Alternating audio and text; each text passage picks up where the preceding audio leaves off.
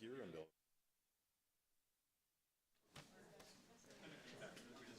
Welcome, everyone. I'm Yann-Allard Tremblay, Assistant Professor in Political Science, the Director of the Indigenous Studies and Community Engagement Initiative. It's my great pleasure to welcome you all here tonight. And as we gather this evening, we can acknowledge that McGill University is on unceded Indigenous lands. Tiohtià:ke, Montreal has long served as a site of meeting and exchange amongst Indigenous peoples, including the Haudenosaunee and Anishinaabe nations. We acknowledge and thank the diverse Indigenous peoples whose presence marks this territory on which peoples of the world now gather. Tonight is the final event of this year's Mellon Distinguished Lecture Series, also known as the Knowledge Holder Series. This series was developed within the Indigenous Studies program.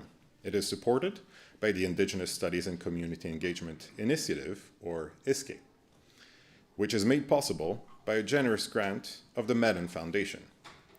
The Knowledge Holder Series is also supported by the Willie and Abby Zimmering Endowment. The Mellon Distinguished Lecture is an annual opportunity to bring a renowned Indigenous scholar or leader to campus for a high-profile public lecture and to lead workshops, symposia, and other events.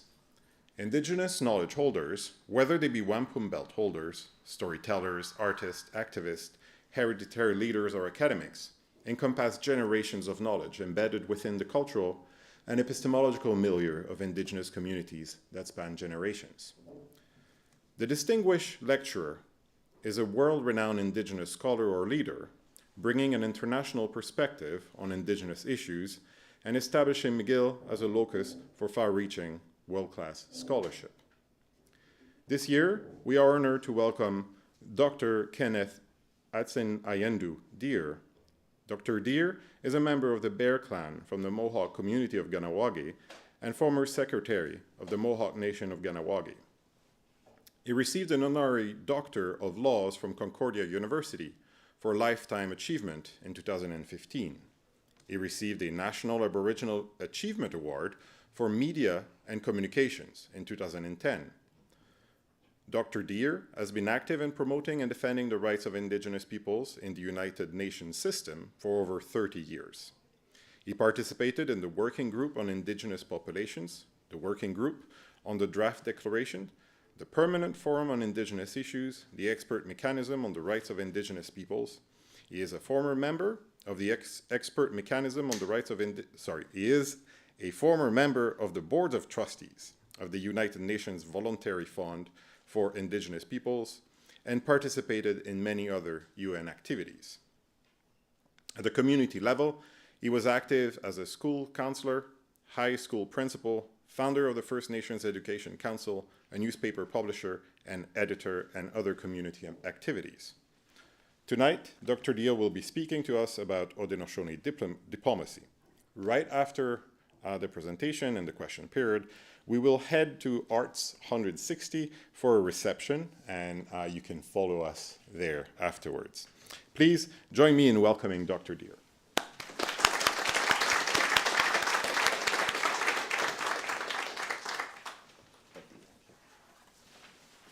Thank you for that introduction. I also am honored to be invited to be a knowledge holder. It's better than being called an elder. You know, I'm not ready for that. Yeah. I want to also thank you all for attending tonight. I've been asked, or I offered to talk about Indigenous diplomacy. And I guess I'm trying to get my thoughts together. Why we need to talk about diplomacy, because Indigenous diplomacy is, I think, is very special and it's very specific. Everybody talks about the Haudenosaunee, also known as the Iroquois Confederacy, or the original Five Nations Confederacy, then later the Six Nations Confederacy, and we call ourselves the Haudenosaunee. And the people always wonder, well, what is it? What is this Wadi? And we have to wonder, how did we get 5 warring nations to come together in peace, and why did the League of Nations fail? And why is the, I guess, the United Nations failing today? There are over 70 conflicts in the world today that are taking place. We all know the big ones, the Ukraine and Gaza and Lebanon now, and there's whole others, and the Sudan and Yemen, and there's so many other places where there's conflict. So what is it? What was different about the original 5 nations coming together and forming a confederacy without conquest? Nobody conquered one over the other, and didn't force peace upon each other. They came to a consensus to come to peace. So how did that happen? So we're going to talk about that, and this here in the symbol, the seal of the Haudenosaunee. I'll briefly talk about that because here you look at the circle of chiefs and the tree in the center and all the symbols around it. I'll explain that later as we go along. But this is a symbol of unity and peace for the Confederacy, and we'll show you how that works. The original nations are, if you don't know it by now, is from east to west is the Mohawk, Oneida, Onondaga, Cayuga, and Seneca. And then in the 1700s, the Tuscarora joined the Confederacy to be the 6th nation when they came up from the Carolinas. But they were our brothers and sisters because we had a very similar language. And this is not really an accurate map, but this is a map of about the Confederacy at the time of contact, and you can see that for the Mohawks, you can see Montreal way up at the top, Montreal, Laval, etc., and going all the way down to Albany, New York. Schenectady is a Mohawk word, and the territory goes all the way up to the beginnings of Lake Ontario and along the St. Lawrence and back to here, and this is our traditional Mohawk territory. And it's about 13 million acres. I don't have about the right number. And next to that, it would be the Oneidas, and then the Onondagas, the Cayugas, and then the Senecas that went all the way into Pennsylvania. So these are the original 5 nations of the Confederacy. Of course, today it's not quite the same. You'll see all these dots here of our people today. Kahnawake is just south of Montreal. Haudenosaunee is west of Montreal. Then you have Aguizasli on the border, and Kahnawake, which is a settlement. And there's another Mohawk settlement right on the Mohawk River, our original heartland, and onwards. I don't want to go into all of the communities, but it shows you the breadth of the Haudenosaunee, and what's left is a tiny little communities that are allowed to exist after colonization. This map, though, shows you the extent of the influence of the Confederacy after contact, because the Haudenosaunee was such a strong federation of nations and a military power. It had a large sphere of influence. A lot of indigenous people wanted to come under the protection of the Haudenosaunee. So the influence of the Haudenosaunee went all the way down to the Ohio Valley, on the southern parts of the Great Lakes, southern Ontario, and all the way up to Quebec City, etc. Is a sphere of influence of the Haudenosaunee, and here in 1701. But like I said earlier, before all of this, we were warring nations.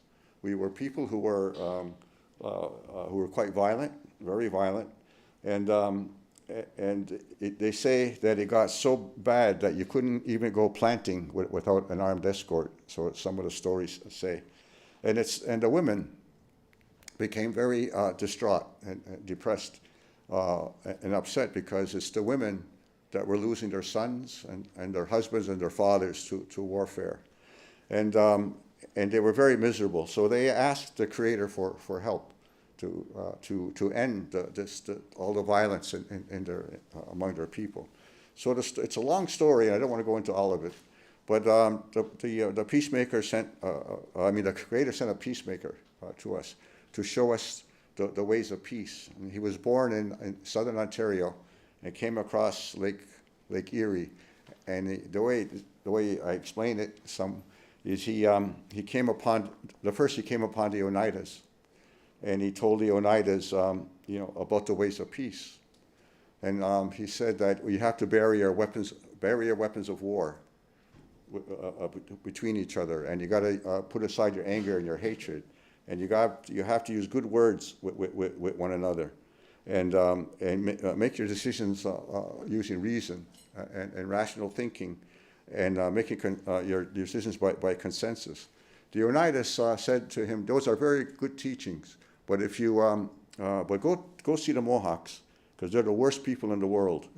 If you could convince the Mohawks of the ways of peace, they come back and see us." So he came to the Mohawks, and he, in tradition, in those days, you don't just walk into a community. You sit outside and you wait until you're invited in. So he sat down, coming to a community, he sat down and made a fire, and he waited to be invited in. The warriors saw him, they chased him up a tree, and they pushed the tree into a gorge, and they felt that they were satisfied that they had killed him. But the next morning, that same man was sitting by the fire, sitting by the trail and with a fire. So they figured, if we can't kill him, maybe we should listen to him. So they invited him in, and he began teaching them the ways of peace. And they say it took maybe 5 years for him to convince the Mohawks. And then from the Mohawks, he went on back to the Oneidas, the Onondagas, Cayugas, and the Senecas, and they all accepted the ways of peace. And that's how the Confederacy came together. But I want to focus, though, on those teachings about burying. First of all, he taught us to bury our weapons of war. He said, you plant them in the ground. So you plant them in the ground, at least symbolically. You'll plant them in the ground, and you will not use weapons with one another. And that's very significant to the people. They're not actually putting the weapons into the ground and burying it, but symbolically between each other, that you will bury those weapons and not use the weapons with each other. And that's a promise, and that's how, the beginning of peace, where you're not going to use threats of war. You're not going to use threats of violence, to get your point across. So your weapons are buried in the ground. So it's very significant for warriors to accept that. And the next thing, you got to put aside your anger. You have to put aside your hatred, your thirst for revenge, revenge of the revenge. You got to put aside also personalities, gossip, hearsay, conspiracy theories. Today would qualify for that. And you got to, all these cuts and hurts that people have had, the death of their cousin or their family members, killed by the people sitting over there. To put aside that anger and that hatred is very, very difficult. It's not everybody can do that, but it's one of the most important things to attain peace is to put aside that anger, and it takes a lot of effort to do that. So if you can put aside your anger, your hatred, your thirst for revenge, then you can go on to the next step. And the next step is to use good words that don't cut or hurt. Use words that don't anger or insult the other speakers, so that you don't bring back all the hatred and all the hurts and all the cuts and bruises. You only use words that comfort the other side, that reassure the other side that you mean them no harm, and that you're not going to insult them. You're not going to call them names. You're not going to call them murderers or anything like that. And so that takes a lot of discipline. It also makes for good oratory skills and good diplomacy. How can you convince somebody that you're not going to kill them in a convincing way? And how can you talk to somebody who's been killing you without insulting them? It's a skill, and it takes a lot of effort and I think a lot of training. I think you have to be taught well by your people on how to use oratory and diplomatic skills that not to insult or not to anger the people on the other side.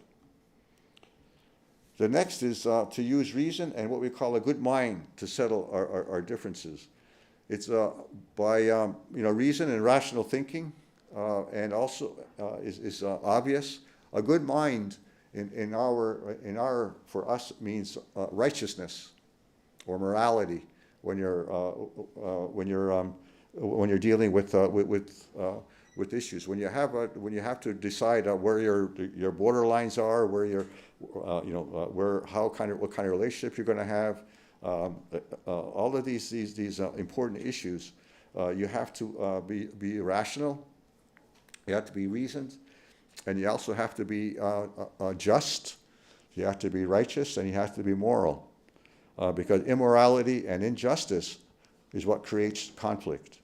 So it's very important that you're righteous in your decisions. Then you make your decisions by consensus. There's no voting.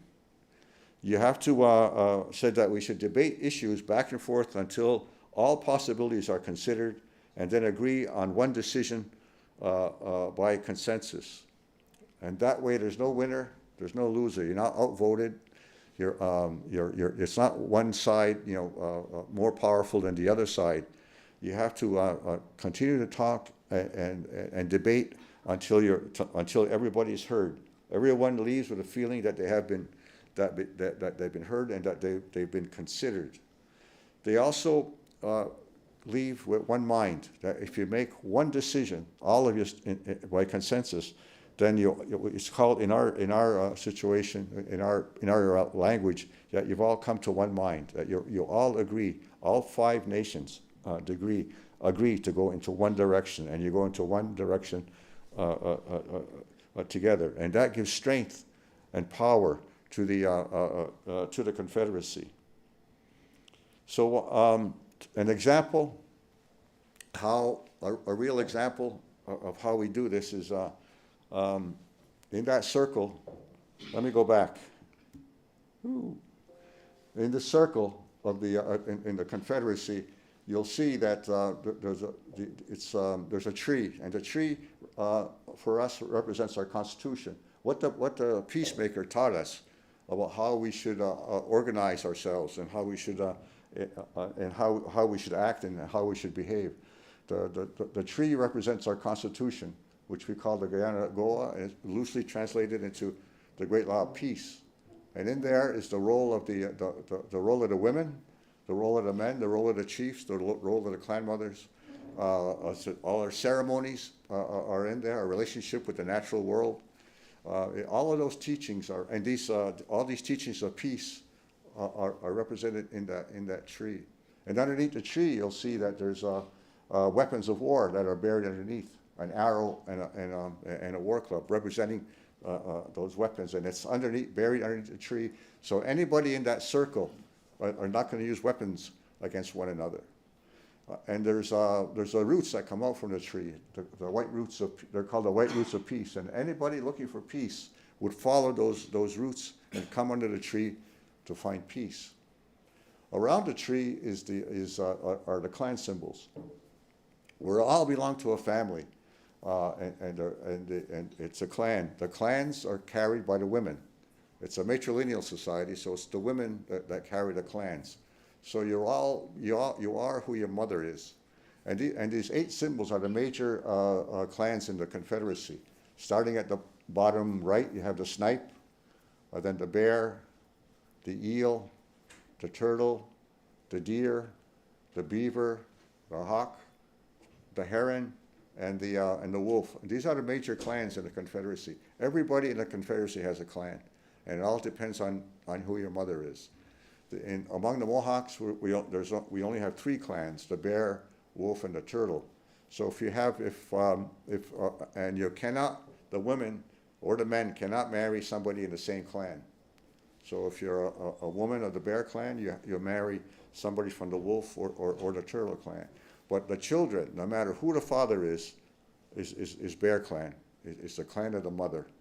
So so it's a matrilineal society. The women have their own leadership, and they're called clan mothers. And like say, there's a bear clan mother,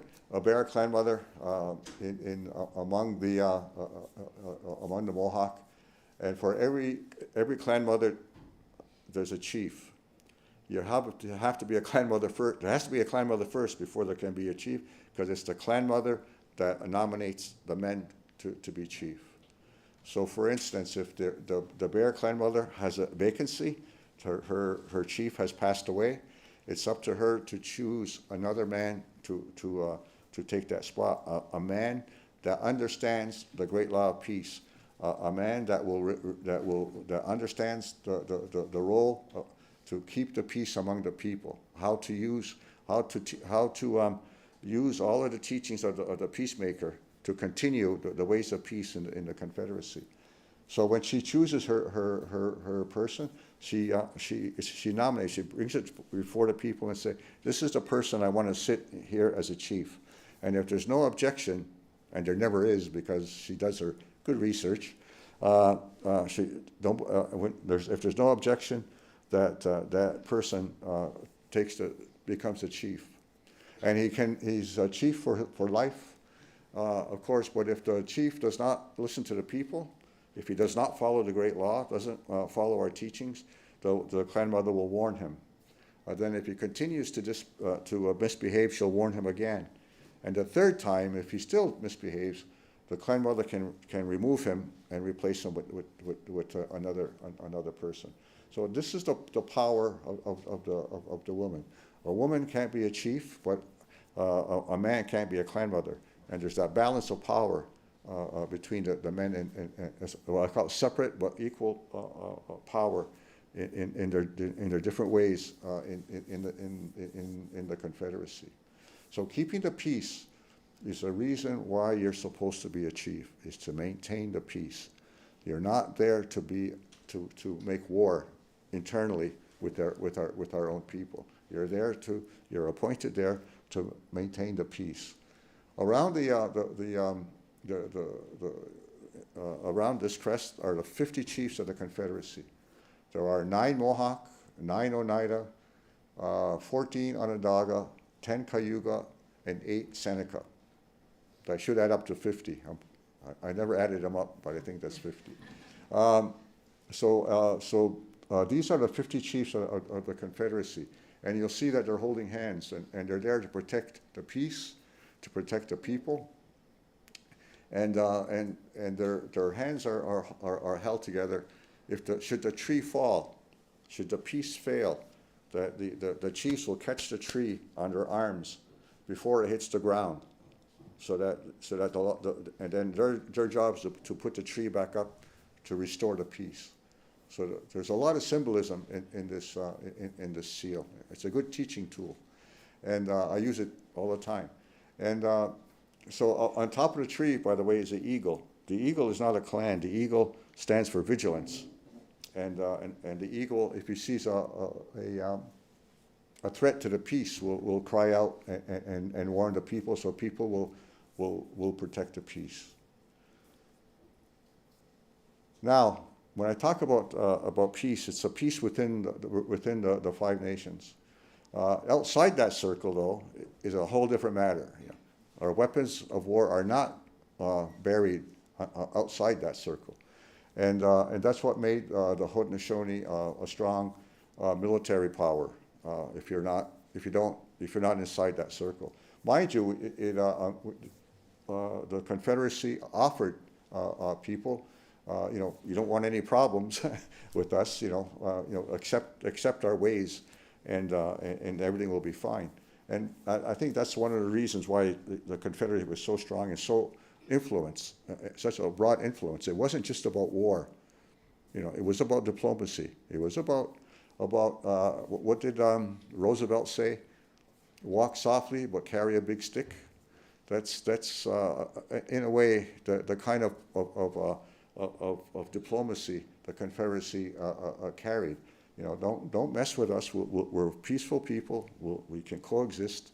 You know, just don't poke us in the eye, and everything will be fine. You know, and of course we were a tremendous military power and authority at the time of contact, and we prevented the the colonizers from going west for a couple of hundred years. You know, they couldn't get past the Confederacy. It was very, very, very effective. Of course, we couldn't, all that big landmass that I showed you, we couldn't hold that land because we didn't have the numbers to hold that, to keep that. This would have been a nice country. You know, you would have had Canada, and you could have had the United States, and you could have had Iroquois. You know, it would have been a nice country. You know, a nice size. You know, but we just couldn't hang on to. We couldn't hang on to all of that land. So I cannot overemphasize the importance of the 5 ways of the 5 principles of peace that made this such a strong confederacy. Here is an example, artist's conception of the confederacy sitting in council.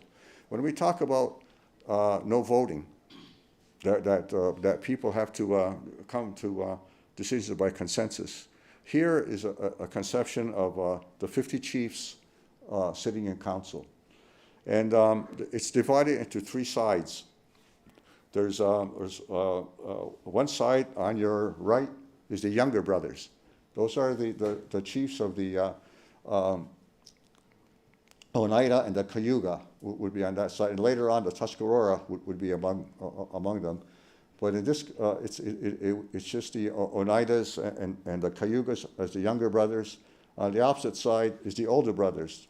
The Mohawks and the Seneca will be sitting on the other side. At the far end is the Onondagas. They're also called the older brother, but they have a special role in this in the issue of decision making. So when you have all the 5 nations sitting together to make a decision, they have to make it by consensus. The Mohawks are basically the well keeper. Mohawks hold a special place, by the way, because they were the first to accept a peace, and so they hold a little special place. Although all the 50 chiefs are equal, everybody's equal. There's no king, you know. We don't have a queen, so all of these chiefs are equal with having certain duties and responsibilities. So if the Mohawks if there's an issue, you know, can't think of anything. You want to, you know, but you want to go to the League of Nations, for instance, which happened later. But the younger brothers would pass the issue over. The older brothers would pass it over to the younger brothers.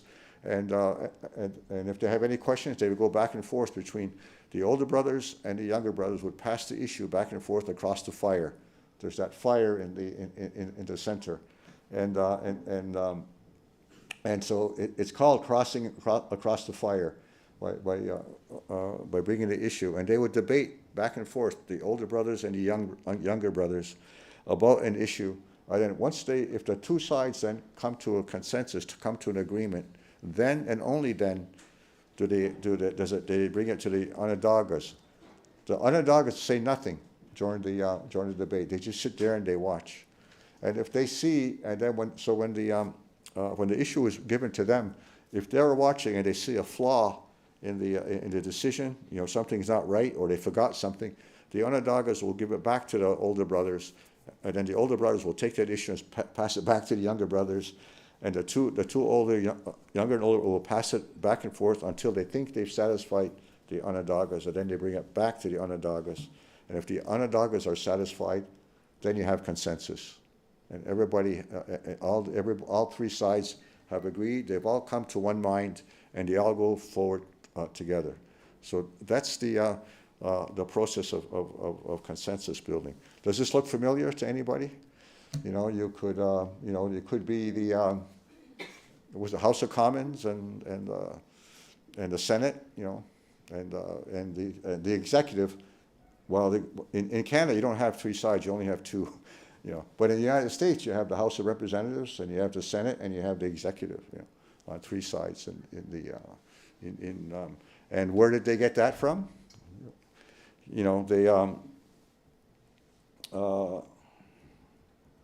Where you go? I'm skipping over a few things here. When the 13 colonies separated from England, the 13 colonies were squabbling with one another. They were not getting along. And Benjamin Franklin famously said, how come we 13 civilized colonies cannot get along, but those 6 savage nations can get? That's his exact words, 6 savage nations can get along. And so they studied the fathers of the United States, whatever, studied the Haudenosaunee, and they asked them to teach them about how the 6 nations came together. And there was a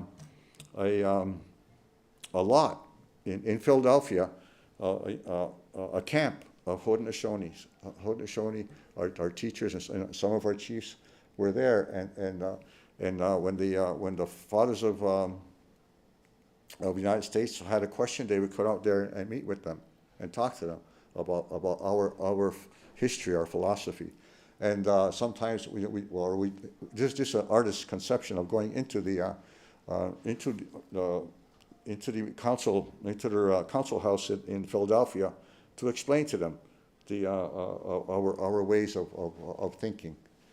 And one of the things that they had to teach them was besides consensus building, but also that about sovereignty, because the 13 colonies, they only knew is that in their upbringing, the king was sovereign, and not the people. The Haudenosaunee taught them that it's the people who are sovereign, that the people hold the sovereignty, and that they only allow the chiefs to speak for them. And so that changes how the thinking. It's a different kind of thinking than what the Europeans had, and that's why the U.S. Constitution starts with "We the Peoples," and that's that kind of thinking that influenced the Confederacy, the creation of the United States, and also those three sides of governance. One of the things, though, that the Americans would not accept is the role of the women.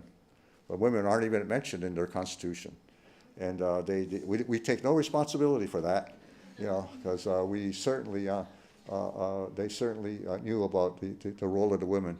And because if they didn't, it wasn't for the women, they wouldn't have nobody to talk to. And so the U.S. wouldn't accept that part, and it took women over 100 years to get their vote. And where did they get their vote from? Where did they get the arguments from?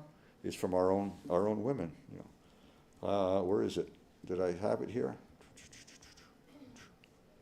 Yep. The Haudenosaunee influence on the women's rights movement then and now. Seneca Falls, Northern New York State, is the heart of the women's suffrage movement in the United States.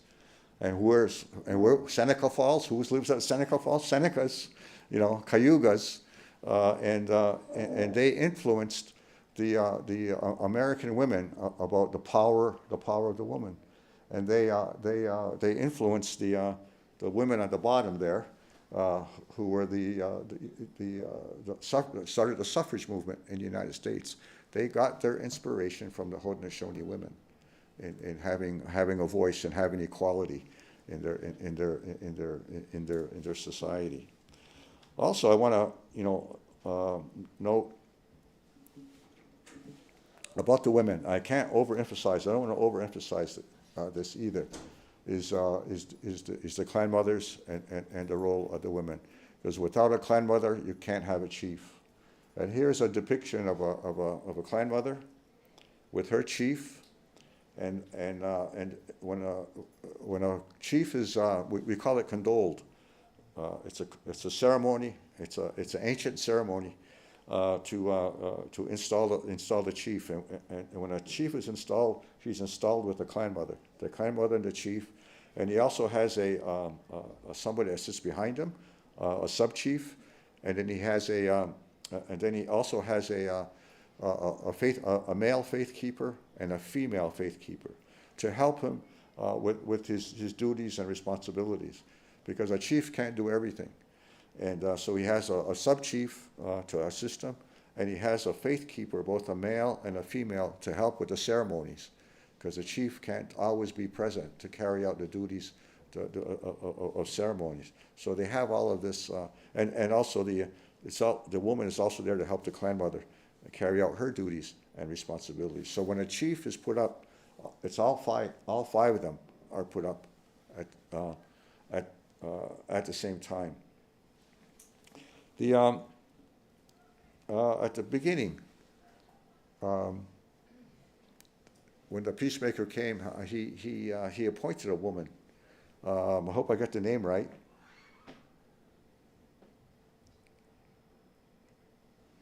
Zagum Saze. Zagum Saze? That's about right. And she was the first clan mother. And when the peacemaker was still going around to see the chiefs, he told her to get ready to choose the men to be your leadership. And it's the women that bestow the horns. The horns, the deer antlers, are a symbol of authority.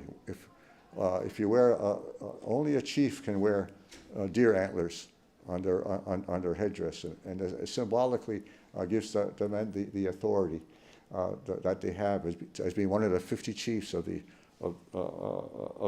Confederacy.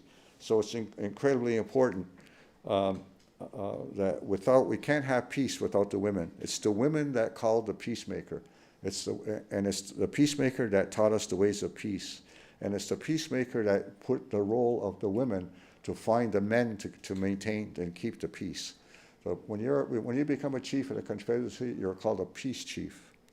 Before we had peace chiefs, we had war chiefs. And when the Confederacy was first made, all of these men, the 50 original first chiefs that were war chiefs, and he made them into peace chiefs, and their names became titles.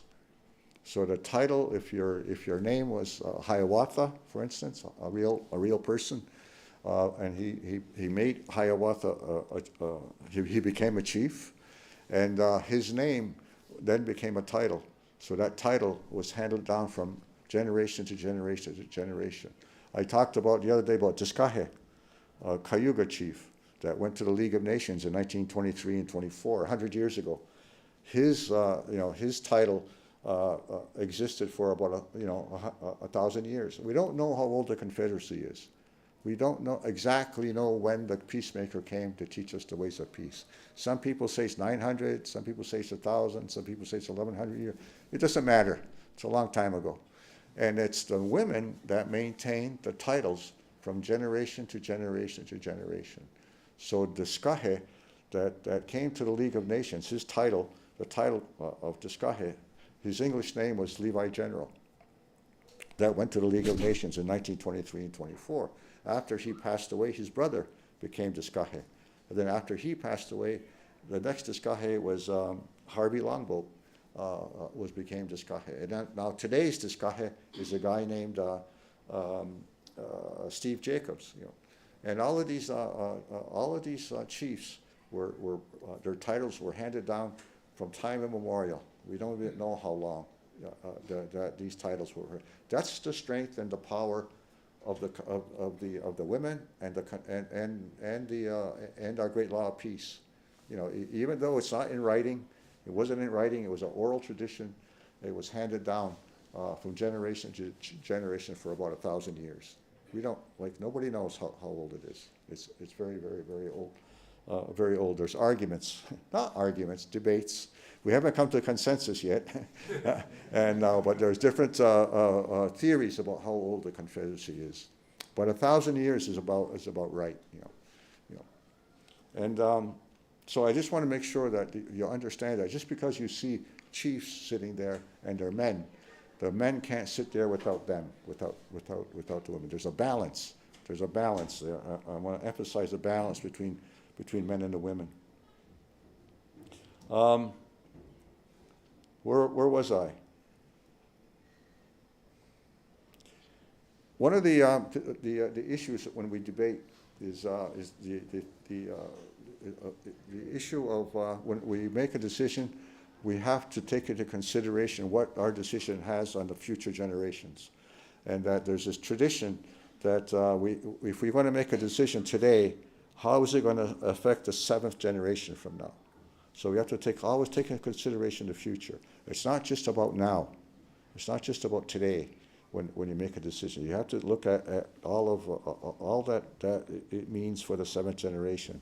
And that's why we have a very close relationship with the natural world. That in our deliberations, in the words that come before all others, before we meet, there's always a recital of all of creation.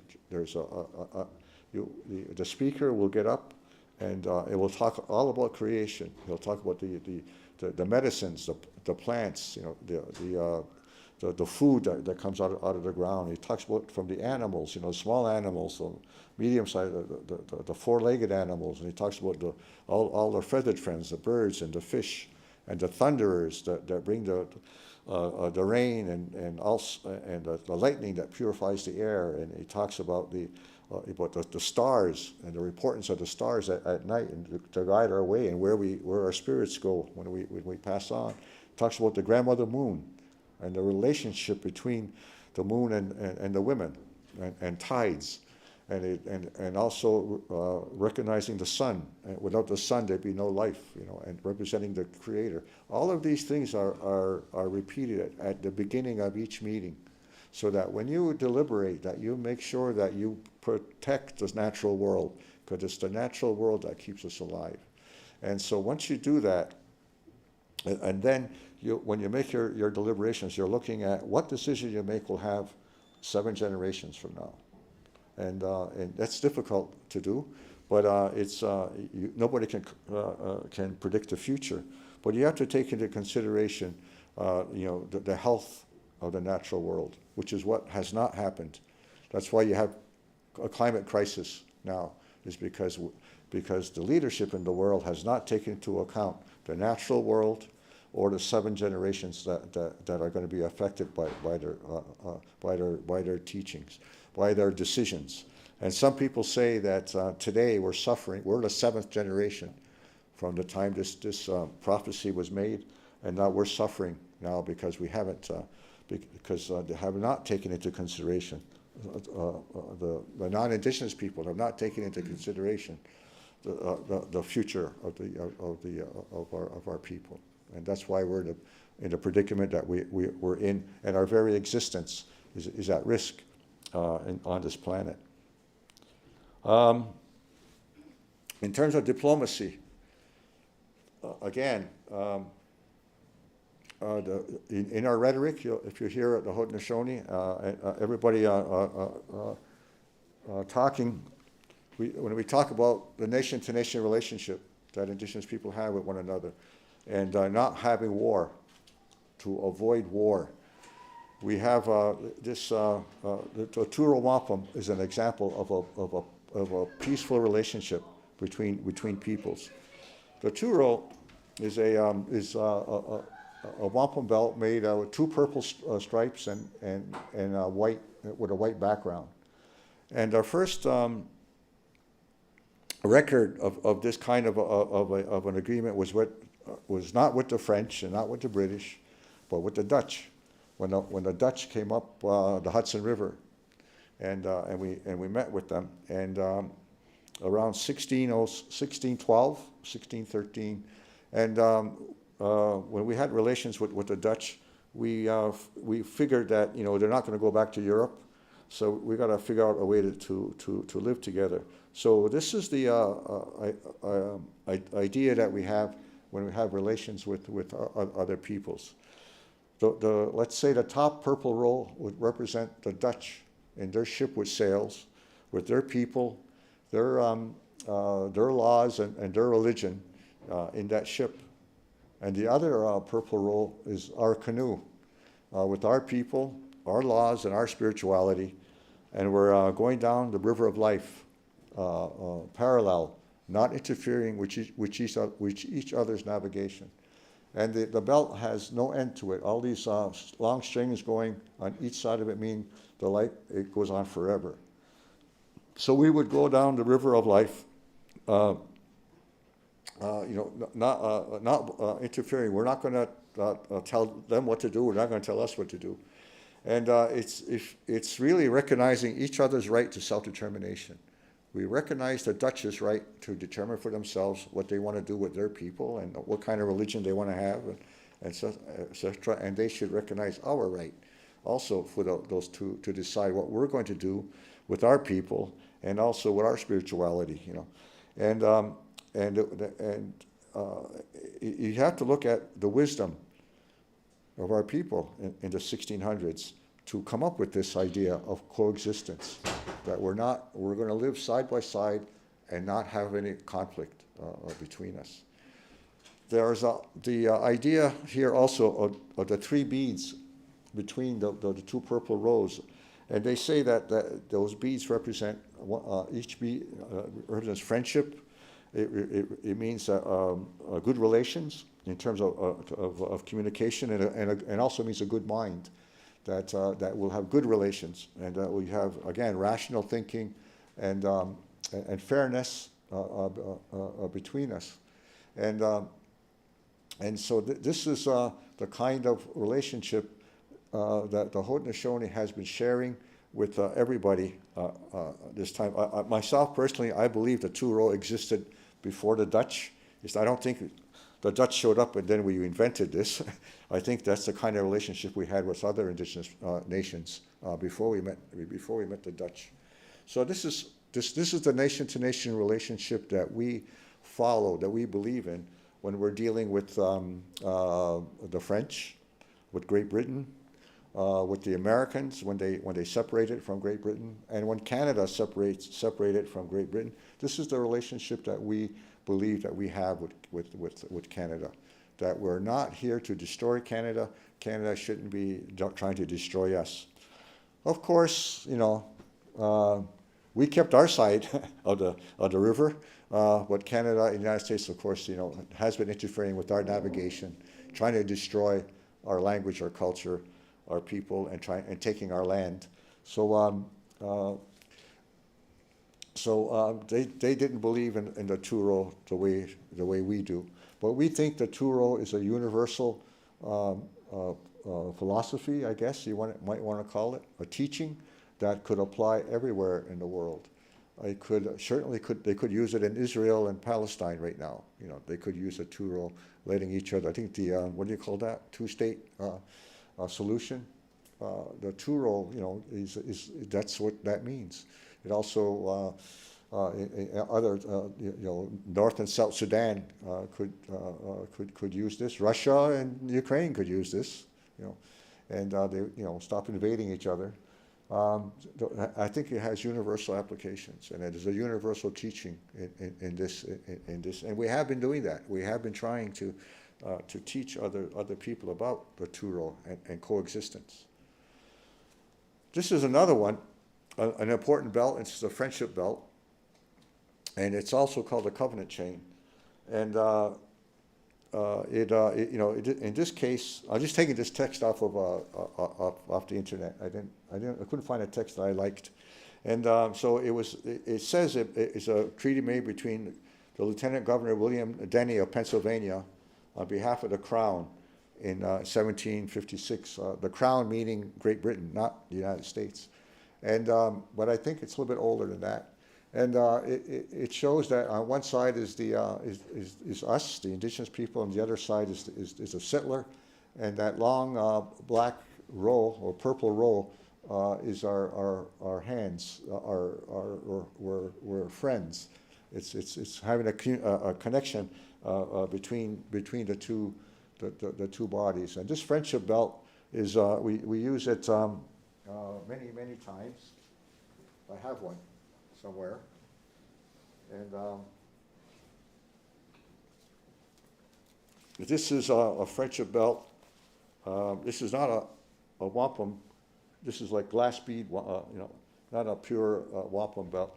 This belt is what, which I'll show you later, is the belt that we gave to the city of Geneva last year to cement the relationship between the Haudenosaunee and the city of Geneva, who welcomed the Skahe in Geneva 100 years ago, in 1923 and 24. So we had a celebration, and we gave them the mayor of Geneva this belt to cement our friendship. And it was only temporary, and this year we got this belt back. We gave him a real wampum belt, made of real wampums are made from seashells, and so we gave him a wampum made of real seashells, and we got this wampum belt back. So it's a belt that has a lot of meaning, and it has a lot of uses for making good relations between ourselves and others, besides using the two-row. And it also is, we also call it the covenant chain. When you have those two rows between the ship with sails and our canoe, they say that we had a link. There was a link.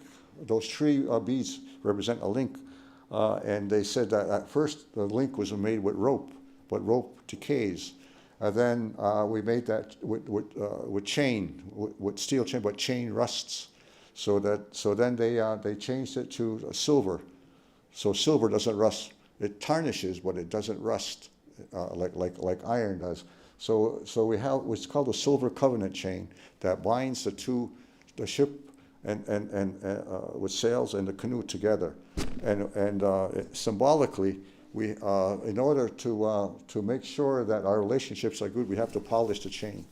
So that symbolism that we have with Great Britain in particular, that we have to polish that chain every now and again because it does tarnish, and so we call that the covenant chain, and it's an important symbol of the relationship between ourselves and Great Britain. Again, to avoid war, that you don't want war between our people and other people. So we have these diplomatic symbols and teachings that maintain the peace between each other. And of course, then you have treaties. The treaties are important documents, and I emphasize the word documents because documents and treaties were important for the other side. For us, treaties, we have an oral tradition. And oral tradition, we don't have writing, but we use these kind of things to remind us of our teachings, and our people would use these when we're meeting with, and we trade or give them to the people on to other side, and telling them what it means, and that relationship we have with each other. The settlers, they had a writing language, they had a written language, and also they lied a lot. So we had to get treaties because we couldn't accept their word. We couldn't accept a handshake. It wasn't good enough on our side. It was necessary really for the other side to have treaties and put them in writing. So because in our mind, your word is your bond. In oral tradition, if you don't have a written language, you rely on memory and honesty. In an oral tradition, lying is despised. Lying in oral tradition would collapse your society. Society would collapse if lying was allowed. So honesty is the strength of our people. And there's documentation about the honesty of our people by the Jesuits, and the Jesuits' relations would write about how honest our people were, that if somebody was caught doing something stupid, wrong, and confronted about it, they would admit it. They would say, yeah, I did that. And because it's better to be punished for doing something stupid than to be despised for being a liar. So telling the truth was important in oral tradition. And so that's why we, when we met settlers, and when a settler gave them they gave us their word, we would believe them, because that's our tradition, is to be honest. And we learned the hard way that they lie, they lie a lot, and so we, so that's why, we have our issues and differences with the settler states, and there's even in law in Canada, oral tradition has been recently, 20 years, that oral tradition is being accepted. Out west in the treaties, in some of those the numbered treaties, when they're negotiated, the Indigenous people memorized those treaties. They memorized the treaties, and they passed it on to generation, word for word. And so you have people who, for 100 years, who know the treaties that were signed in the late 1800s. Because that's what they do. In our tradition, also in the Haudenosaunee and all other people, for instance, I'll give you an example, is that if we have a decision is made, and then the decision has to be sent out to the communities, the runner would go to another community, and he would meet with the community, and he would give the decision that was made by the council. And then a spokesman for the other side would get up, and he would repeat the decision word for word for the person that delivered the message. And that's oral tradition of memory, and repeating. Even in our ceremonies, particularly for instance, in our funeral rites, there's supposed to be that when somebody recites the funeral rites, the other side recites it right back, word for word. That's the way it's supposed to be. And of course, we take shortcuts these days, but the repeating of a message coming back to you is the way oral tradition works. Even when I was younger, 50 years ago, I'm giving away my age. I used to hear stories about the Inuit who would from up north, who would come south to the cities, and then when they go back to report to their communities in their village, they would make a report of what they've seen, and where they got off the airplane, they took a taxi, they went to this hotel, they went to this restaurant, and they did the whole story. And then when he's finished, somebody would get up and repeat the story, right back to him, just listening to him and repeating everything that he said, and that, so they can experience what he did, and share that memory. And that was still, I'm talking 50 years ago, when I heard that this was still taking place up north. Of course, now today it's those traditions take a beating because of there's so much information, and TV, radio, and all that kind of stuff. So those kind of traditions don't take place so often. In the Longhouse, when I was, we still do some of that when people make a report. You still see in some cases when a report is given in a Longhouse, somebody gets up and repeats the report back to making sure they heard the report the same way. That's oral tradition, and it encourages memory and honesty. You have to be able to be accurate in your retelling, so that when you retell it again, it's the same way. You also all in your social sciences and that whole thing when you put 10 people in a row and you tell somebody one thing and you pass it down, and by the time it comes the other thing, it sounds different. Well, that doesn't happen in oral tradition, because when a person tells the other person, he has to go back and repeat it until it's right, and so and so and so and so. So if it was Indigenous people, it would be the same story here as it was over here in oral tradition. That's the difference. It takes discipline and teachings to do encouragement. So I don't know if I want to go into this. Am I supposed to go into this? I'm going to talk a little bit about the skahe we talked about the other night.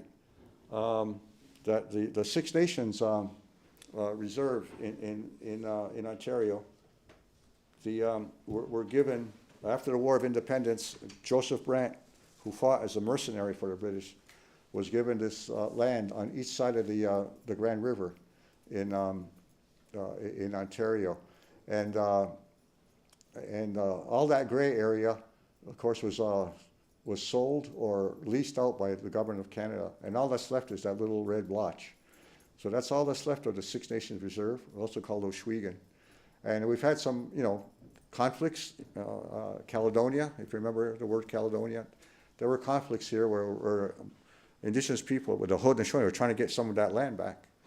And we were asking the Canadian government what was wrong with, where was all that money? Under the Indian Act, in the late 1800s, early 1900s, all elected governments were imposed upon all of the communities. In Kahnawake, it was 1888, 1889, the same thing in Atsenhaienton. But in Six Nations, they had the Confederacy chiefs were still running the community, and the government wouldn't interfere with it because they were running an effective government. They were relatively well off, and they were operating. This is a picture from 1898. And if you go back on the left side will be the older brothers, the Mohawk, the Senecas. On this side will be the Cayugas and the Oneidas and the Tuscarora. And at the far end would be the Onondaga. And this is how they were counseling, the same way they were doing for hundreds of years. There's one or two Indian agents in there, by the way, Canadian government officials. And so they were operating. So the government left them alone. And but when they, when they wouldn't get couldn't get an answer from Canada about what happened to all the money, Canada wouldn't tell us. So so they sent Atsenhaienton first to England to talk to the king. By the way, Atsenhaienton asked Canada for a passport. Canada didn't want him to go to England, so they wouldn't give him a passport. So he made a Haudenosaunee passport. The first Haudenosaunee passport in 1921. And so he went to see the king. The king refused to see him, so he came back. So they sent him then to the League of Nations in 1923 and 24 to address the League. And being well received. The diplomacy here is how well Atsenhaienton spoke. He was a really good spokesperson, and he spoke well, he behaved well, and he had a lot of people. These are dignitaries from Geneva who supported him. And you'll see the two-row wampum there, and you'll see a friendship belt and a peace pipe. But Canada was not happy that he was there. Oh yeah, he was also supported by Ireland, Panama, Estonia, and Persia, which is Iran today, and also the Netherlands supported him. So they, Great Britain stopped him from speaking because he said he wasn't a member, so he couldn't address the League. So Atsenhaienton said, okay, so I'll apply for membership. With permission from the Haudenosaunee, he applied for membership to the League of Nations. And under the rules of the League, anybody who applies to the League gets goes to the floor for a vote. But they were afraid that he would win a vote, I suppose, and his application was never brought to a vote. They just put it in a drawer, and they left it there. And so he was robbed of the opportunity of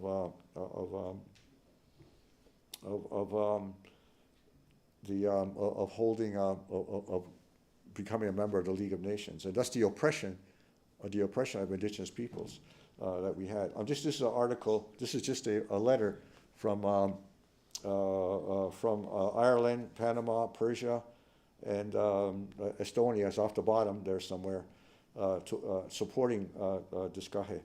And this is the actual petition to join the League of Nations in 1923 or 24. I can't read it right now. But this is documents from the library of the League of Nations in Geneva, Switzerland. And by the way, this is the right kind of headdress. If you'll notice, he had big planes headdress, and we apologize for that. But he felt that this is what they wanted Indians to look like, so he wore one, So he was quite the showman, But he was also a very, very good speaker, and he was well liked by the population. The mayor of Geneva supported him, and when he was denied to speak to the League, the mayor of Geneva invited the population of Geneva to the Hall of Reformers, where he gave the speech that he would have given to the League of Nations to the general public in Geneva, and Diskahe was very popular, and to a point where here in 1977, when the Haudenosaunee went back to Geneva again on Haudenosaunee passports, but they were blocked at the airport. The Swiss didn't know who are these people with the strange passport. And the mayor said, let them in. I'd like to meet with them. So the next day, the mayor of Geneva met with the Haudenosaunee, and the first thing he said to the League, to the Haudenosaunee was, is Diskahe with you? And they said, no, he couldn't make it. Diskahe at that time was Harvey Longboat. He couldn't make the trip, but he had a gift for him. So the mayor said, because of the kindness of Diskahe, the Haudenosaunee will always be welcome in Geneva. So we've always been going back. We've always had this really, really good relationship with the city of Geneva because of the diplomacy of Diskahe in 1923 and 24. So still today, we held a celebration for him in his regard. And here we are. We're burying weapons of war in the ground with the mayor of Geneva, Mayor Gomez, and the other person next to him is Tuscarora. Brendan Ferguson, who's now a chief, condoled chief. He's made a chief this year. And so you see the arrow and the war club in the ground. And we planted a tree of peace on top of it, a white pine. This is in the Parc de Bastion in Geneva. And we have the crest on the tree. They have a rule in Geneva that they don't put monuments or anything next to trees. Because of maintenance and vandalism, etc. But they did put this thing on here, and they said that they have to have a pole to hold up the tree for 3 years to make sure it goes up straight. So I said, well, if you're going to put a pole there, can't you put a little, tree apiece, arbre de paix or something like that? And they said, sure. So they did that, and not only did they do that, it's not on here. Sorry. That little post that over here, it has a tree of peace written in French on it and in English, and it also has a QR code. So so if you click on it with your cell phone, it'll take you to a website that explains the tree of peace, and it's branded. It was branded in. I'm sorry, I didn't put it on this presentation. So this will show you the impact of diplomacy in. Of Diskahe and the impact that it has today. I'm going to keep on continuing for a few minutes. This is a tree of peace. The tree of peace, it has been a symbol and has been used in other parts of the world. There was a late chief, Jake Swamp, or the Mohawk chief, was going around the world planting trees of peace. This is a tree of peace in The Hague, in the Netherlands, and you'll see and we were welcomed there by the Moluccan people from the Pacific who were colonized by the Dutch, and there's a large Moluccan community in the Netherlands, and they made this huge, gigantic two-row must have been like about 20 feet long, and they made that two-row while we commemorated commemorated the tree. This was 2013. When we did that, and you'll see Oren Lyons is presenting the ambassador of human rights for the Netherlands with a two-row wampum to commemorate, 1613 when we met and we made a two-row relationship with the Dutch. So that would be like 500 years ago. Is that right? 400 years ago? I can't remember. 2013 and 2016 is 400 years. Yeah. Thank you for the math.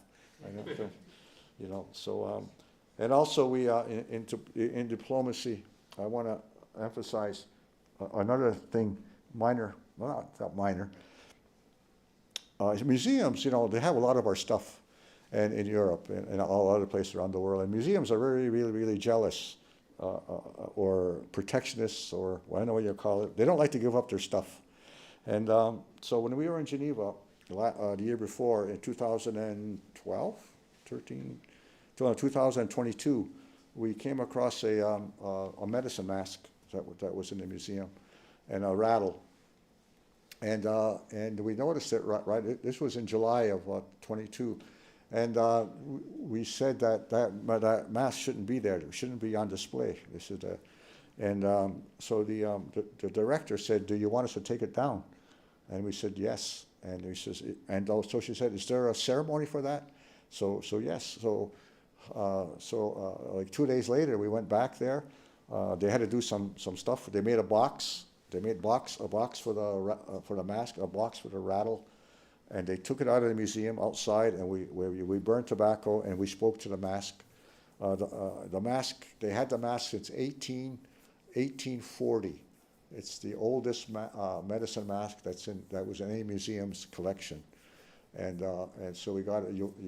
We're not allowed to take pictures. You'll see the cutouts in the corner. That's a cutout of the mask and the cutout of the rattle. That's where they were on the museum, and they left that there just to show that they've returned those items. The rattle is a turtle rattle made from a snapping turtle, and it's they're 200 years old, and so they're in these boxes here, and we had a ceremony to return them,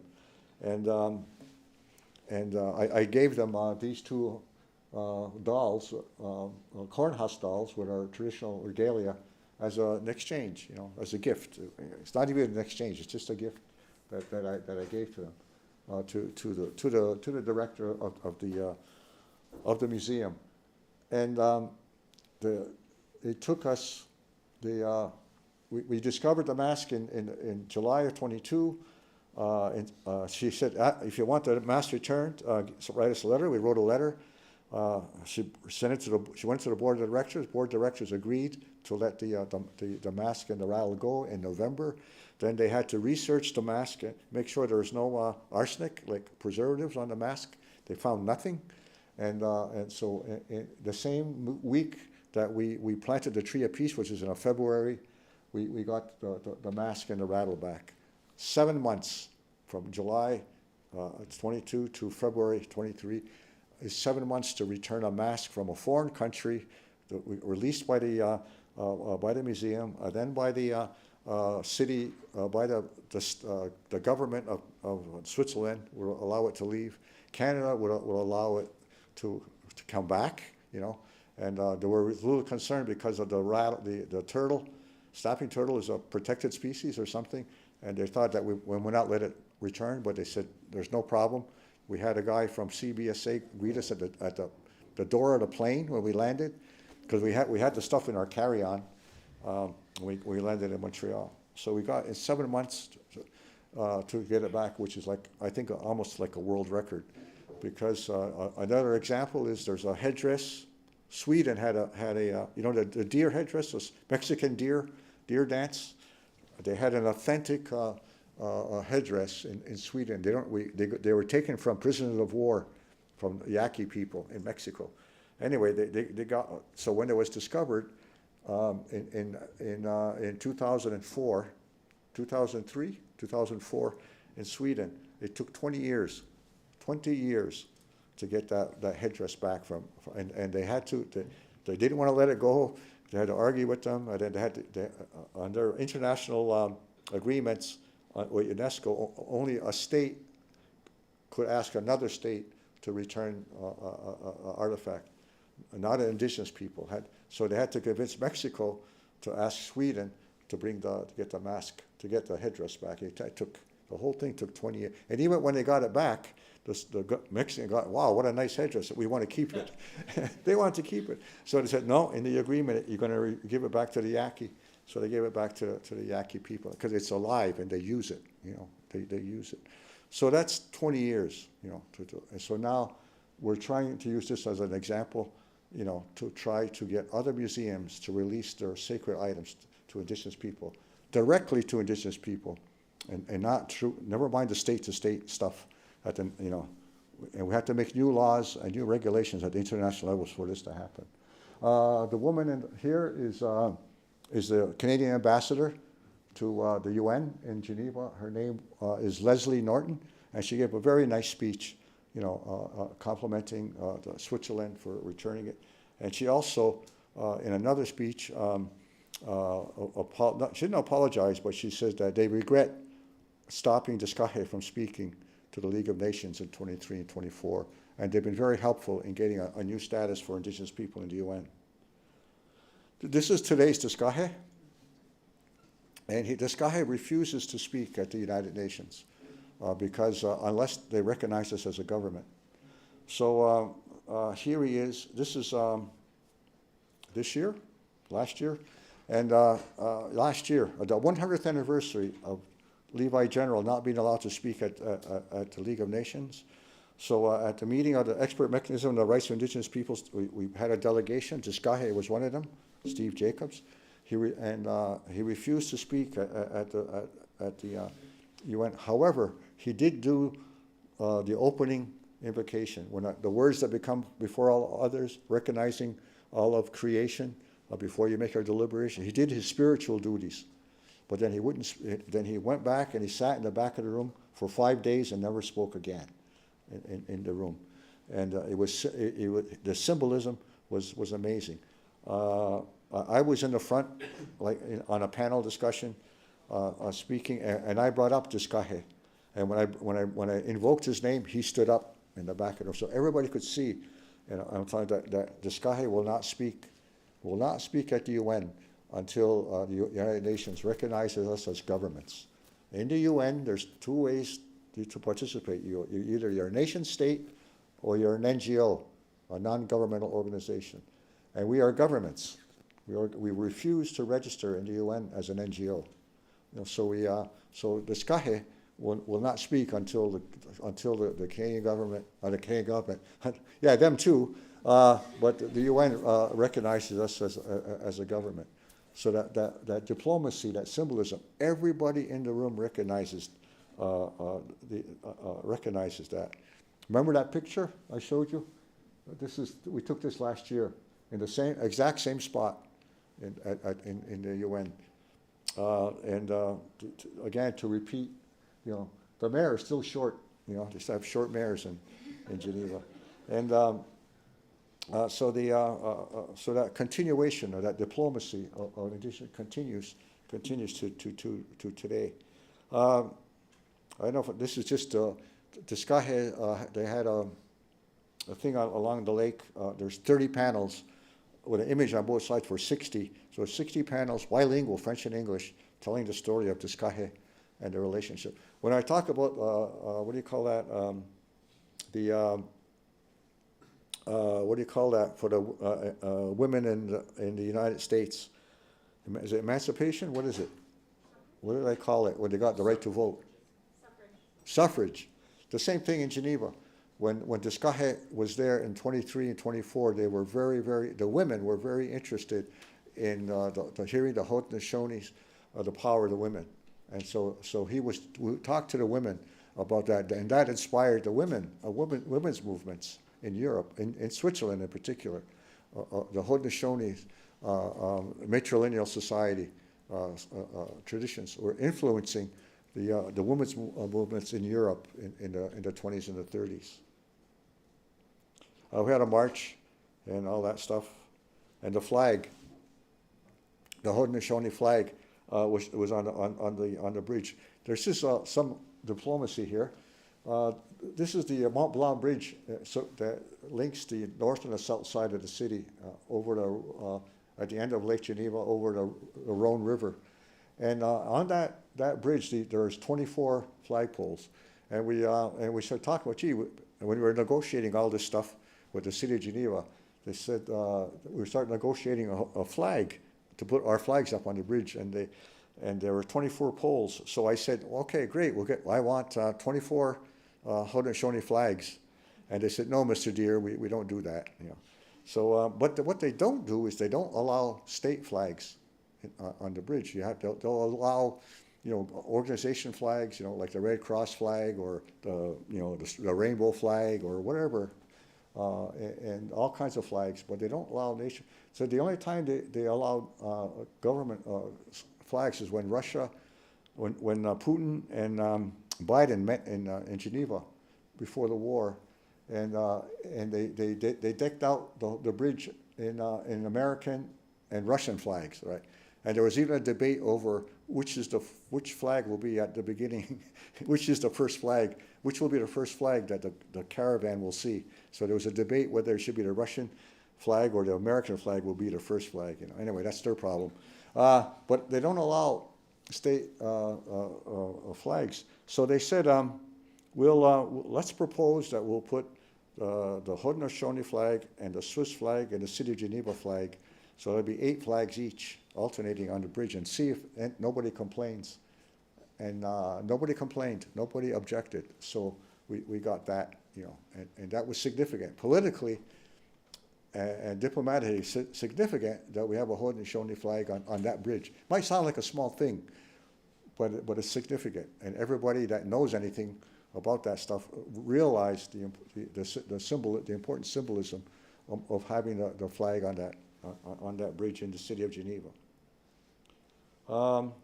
This is a statement. We acknowledge the role that Canada played in the events that led to Chief Atsenhaienton never addressing the League of Nations, and we are now deeply committed to doing better and helping to take down the obstacles that exist. By the way, this is a modern Haudenosaunee passport.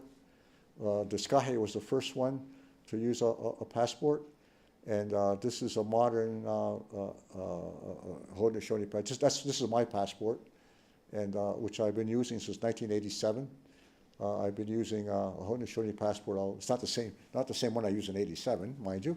I get them renewed every 5 years, and so we still use the Haudenosaunee still uses a passport, and this is an example of diplomacy, peaceful demonstration of our identity.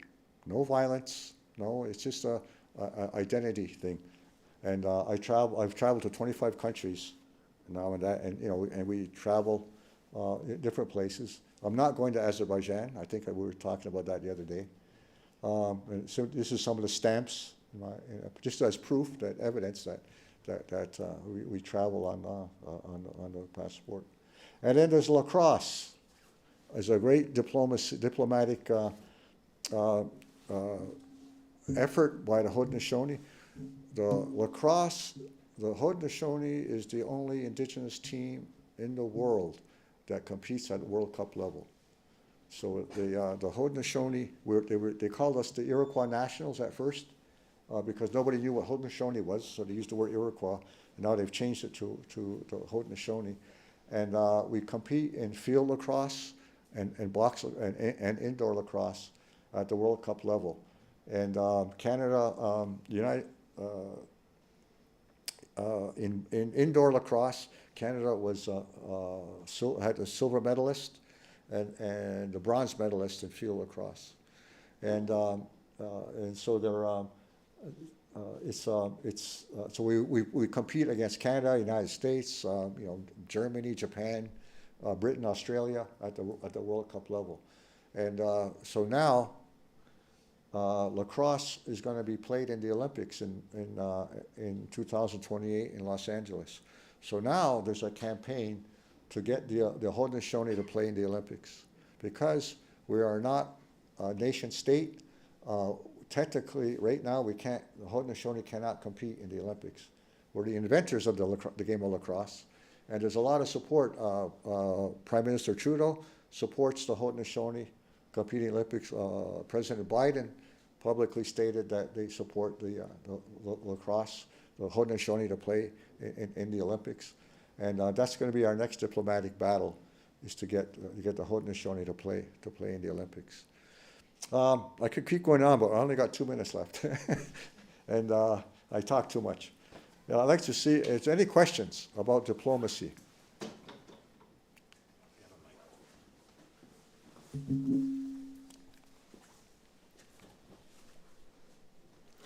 Just one question about the lacrosse part.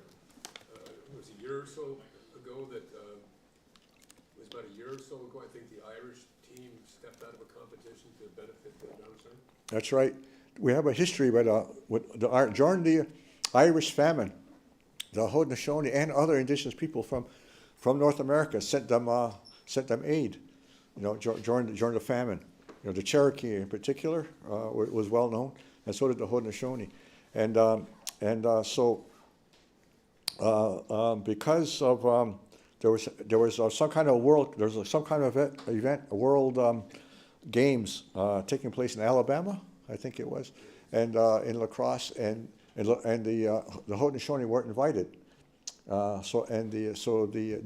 Ireland gave up their spot so the Haudenosaunee can play. It's amazing effort by them. And we had a team go to Ireland, I think last year.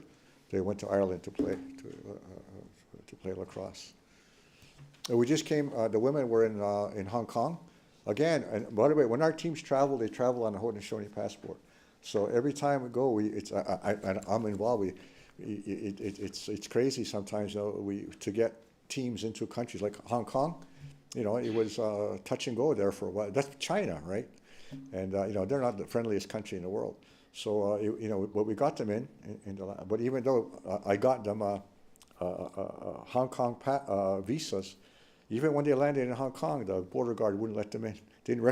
Wouldn't recognize the visas, and they had to sit it was in the middle of the night, like 3 in the morning, and so they had to wait till the officials got to work. So the women's team had to sit in the waiting room for 3 hours before some boss came in and said, "Let them in." And Israel a few years ago, can't remember what year that was. The World Cup was held in Israel, and Netanyahu said, "Okay, let them in," but the Minister of Immigration was with another party, a right-wing party, wouldn't let them in. There was a big argument, and we had visas, but the plane was on the tarmac in Toronto, and the team was on the plane, but the plane didn't have landing permission to go to Israel. That's how tight it was, and so the plane had to sit there for 2 or 3 hours on the tarmac before it left for Israel. And then and I was in Geneva at the time, and I'm talking to both sides. So I call Israel, and I call the guy. I says, "Have the team landed yet?" They said they haven't landed yet. Where it says I'm in a car with a bunch of reporters, and if they're not allowed in the country, we want everybody to know. But when they landed in Israel, they were allowed into the country. So those are how difficult it is, and also the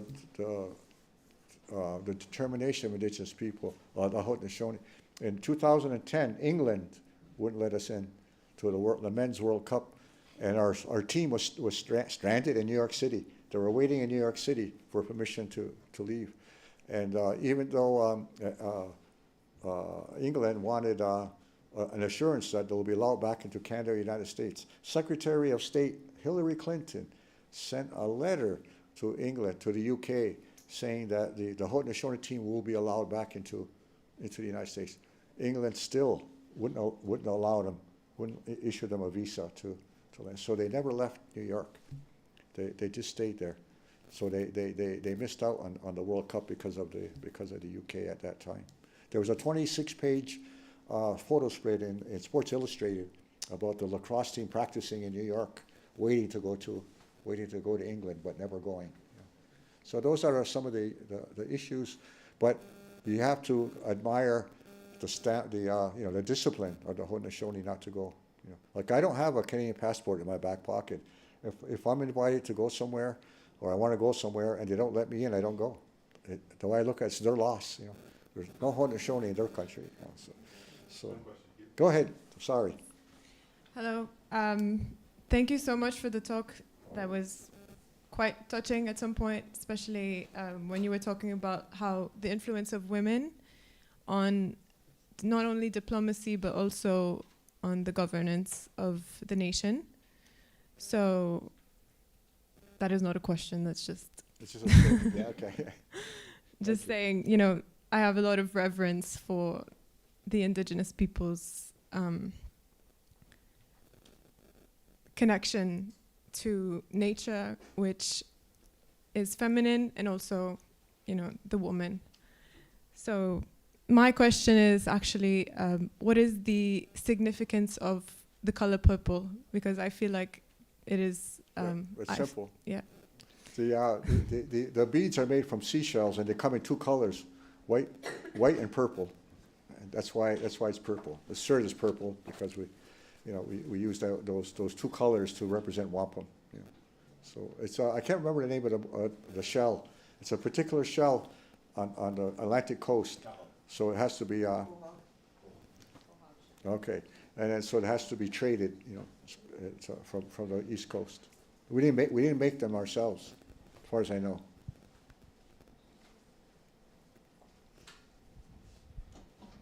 Hi, thank you so much for your talk today. I was wondering if you could talk a little bit about the significance of condolence ceremonies in maintaining peaceful relations, and then also with respect to the shells that wampum are made from, how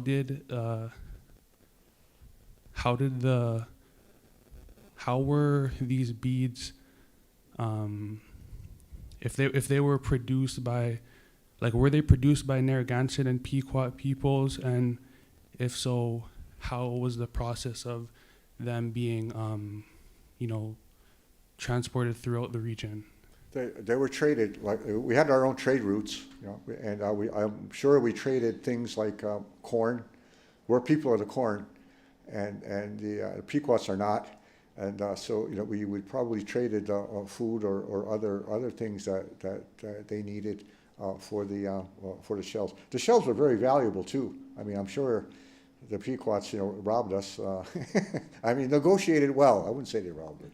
I'm sure they negotiated well for that. What was your first part? The condolence, yeah.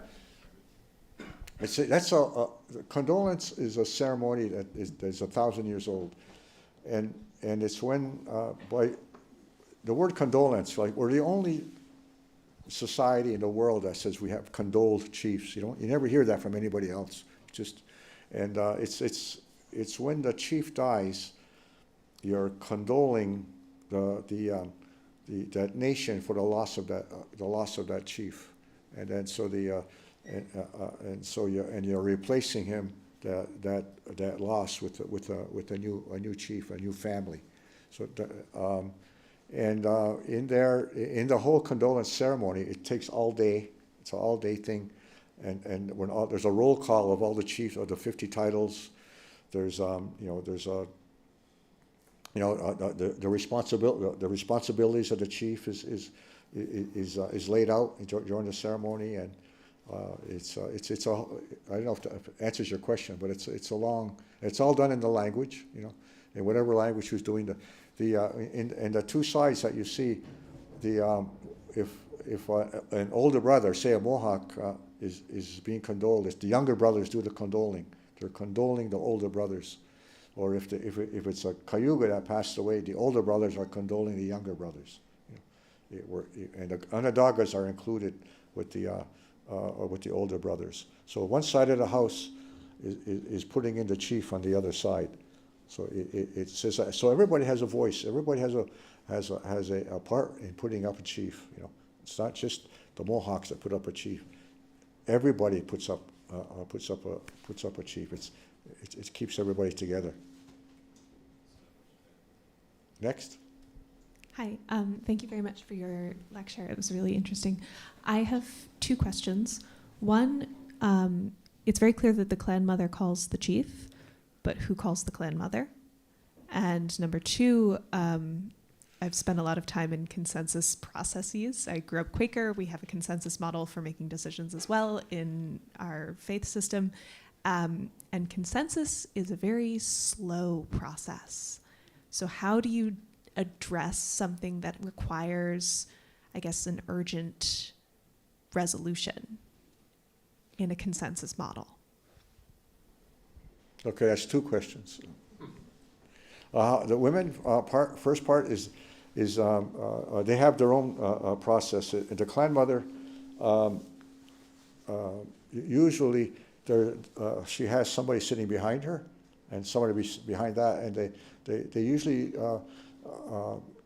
the women usually groom somebody to be to take their place. Clan mothers tend to be in their role a long time. And the person who replaced her might not be her daughter. It could be a cousin. It could be somebody else.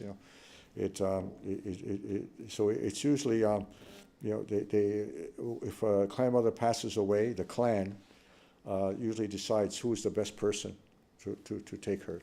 The women decide who is the best person to take her. Sometimes it's very clear because the clan mother has said, well, when I pass, I would like to have this person. And sometimes it's not so clear. So the clan, in either case, the clan decides who would be the best person to take that role. What was the other one? Consensus. Oh, consensus. Yes, it's slow. It takes a long time, but also it takes discipline. There are some people with hard heads and don't that don't want to give up their idea or their point of view, their perspective. But it takes discipline. And consensus is not unanimity. All right? There's a difference between consensus and unanimity.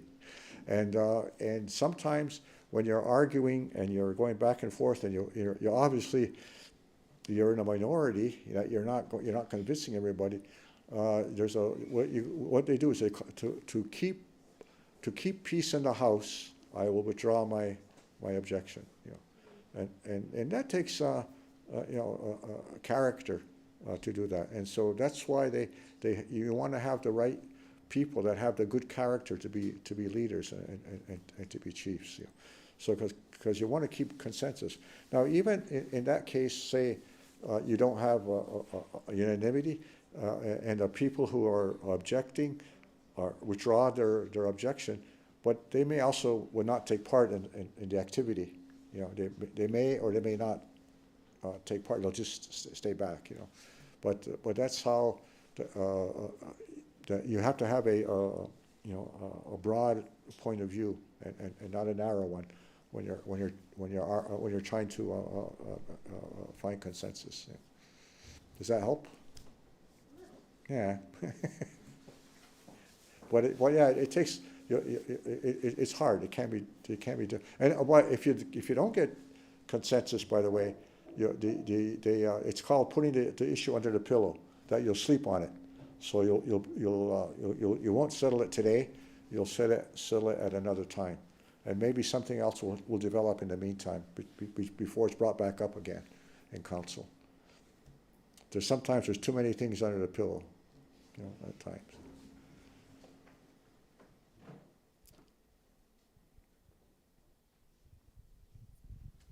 Thank you so much for the very wonderful talk. And I have a question, which is, I think, not necessarily covered in your talk today, but I know that you have been involved in the working group on indigenous population since, I believe, early 1980? 87. And I actually met Ainu indigenous leaders in Hokkaido, and they told me about that. The one of the translator told me that they met Haudenosaunee and really inspire the Ainu, the leaders. So my question is more transnational sort of impact of the Haudenosaunee diplomacy, how Haudenosaunee diplomacy influence or the sort of share that this strategy of diplomacy with other indigenous people. It's hard for me to say that.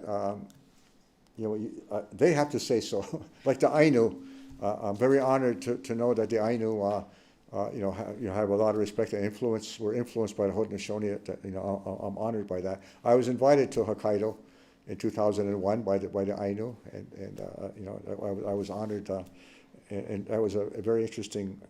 I didn't know anything about the Ainu, you know. I learned a whole lot more. But all I can say is that, how should I? When the Haudenosaunee speak, people listen, and that gives you an idea of the impact. We try to be concise, and we try to be reasoned, and you know, we don't, you know, we try not to be extreme, you know, make big screaming speeches, although we could, but we try to be reasoned and rational. We're very strong on self-determination. That you know, that we are a nation of people, that we believe that we're sovereign. And we believe, and I've always told people, if you believe you're sovereign, you act like you're sovereign, you know, and you do all of these things that maintain your sovereignty. Yes, you have to compromise. I have a Quebec driver's license, you know, and a Medicare card, but you know, but I'm still Haudenosaunee, you know, and so you have to maintain that and not compromise on principles, you know. You can, you know, compromise on little things, but not on principles of identity and you know, who you are, your own right to self-determination.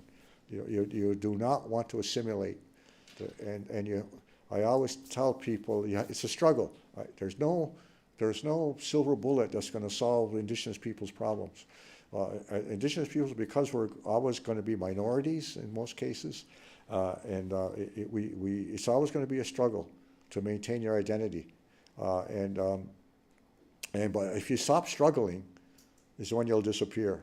So you have to keep struggling. You have to teach your children to struggle and your children's children to struggle. So that it doesn't mean you have to.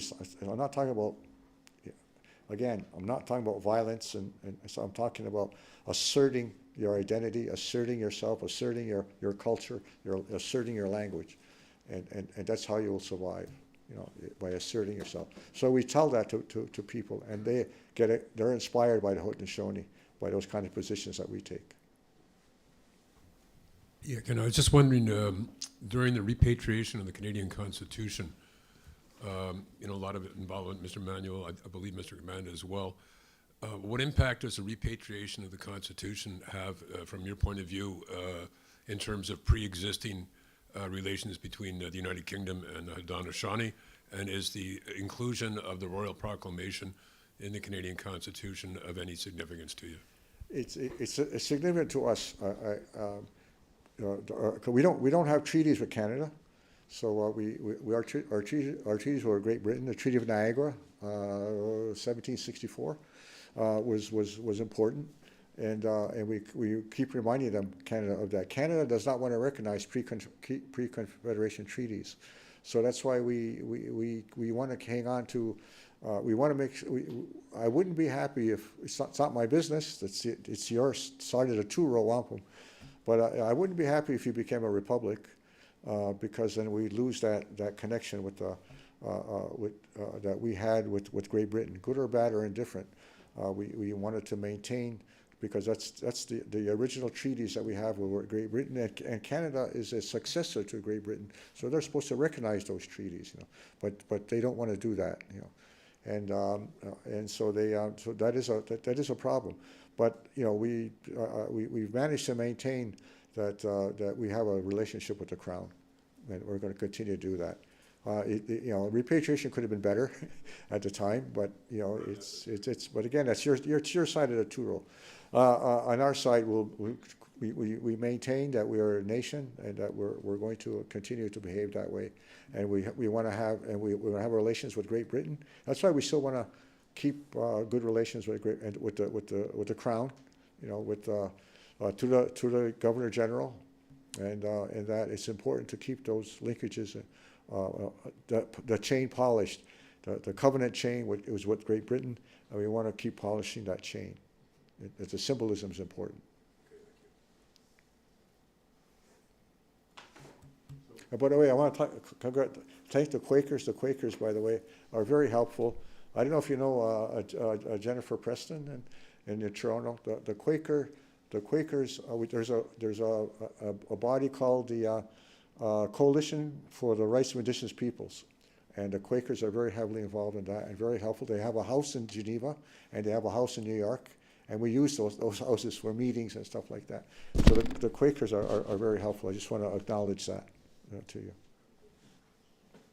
So we wanted to offer you a small present to say thank you for the time you spent with us at McGill. And I would invite everyone to thank Kenneth Deere. Thank you. Thank you.